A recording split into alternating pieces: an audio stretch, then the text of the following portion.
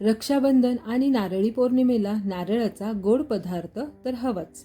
म्हणून आज बनवूया अशी ओल्या नारळाची खीर जी चवीला अप्रतिम आणि बनवायला अगदी सोपी आहे. नारळी पौर्णिमेला स्पेशल आणि रक्षाबंधन स्पेशल नारळाची खीर कशी बनवायची चला पाहूया. ही नारळाची खीर अगदी वेगळ्या पद्धतीने बनवलेली आहे. करायला अगदी झटपट होते, लगेच तयार होते. ही रेसिपी अगदी शेवटपर्यंत नक्की पहा. खूप आवडणार आहे तुम्हाला ही रेसिपी आणि या रक्षाबंधनला नक्कीच करून पहा. चला तर आपण लगेचच आपल्या रेसिपीला सुरुवात करूया.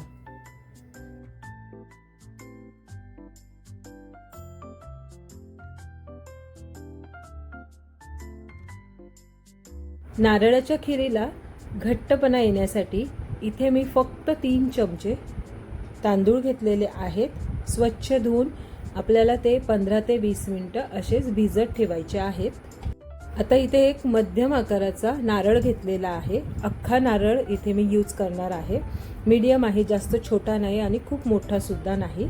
आणि मिक्सरच्या भांड्यामध्ये अशा पद्धतीने तो फोडून त्याच्या मागचा जो भाग असतो काळा तो काढून घेतलेला आहे आणि आपण मिक्सरला तो बारीक करून घेणार आहोत. तुम्ही खवून घेतला नारळ तरीही चालेल. आता 10 ते 15 मिनिटं झालेले आहेत आणि आपले हे तांदूळ अगदी छान भिजून तयार आहेत. आता हे भिजलेले तांदूळ सुद्धा आपण मिक्सरला बारीक करणार आहोत.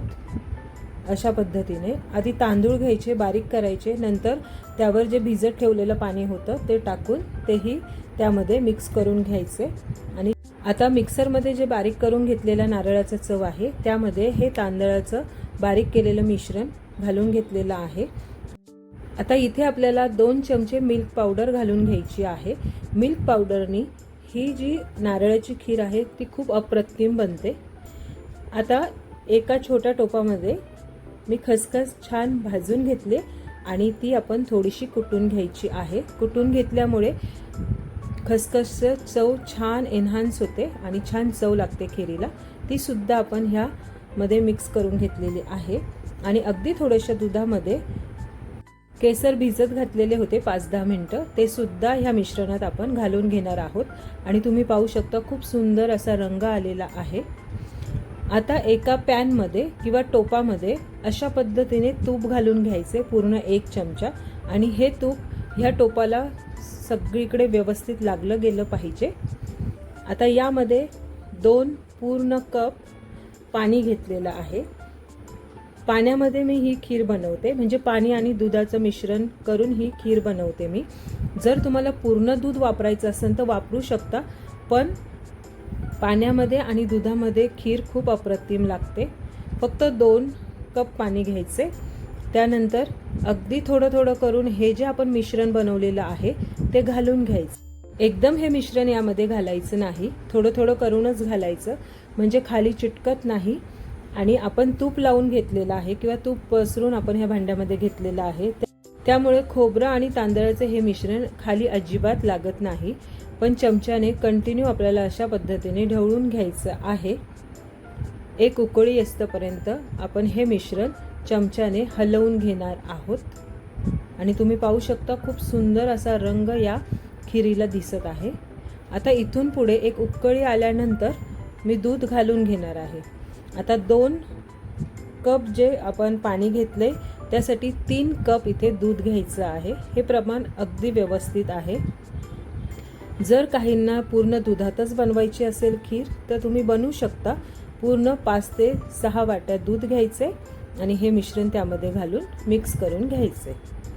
आता एवढ्या प्रमाणासाठी 1.5 पेला आपल्याला साखर घालून घ्यायची आहे.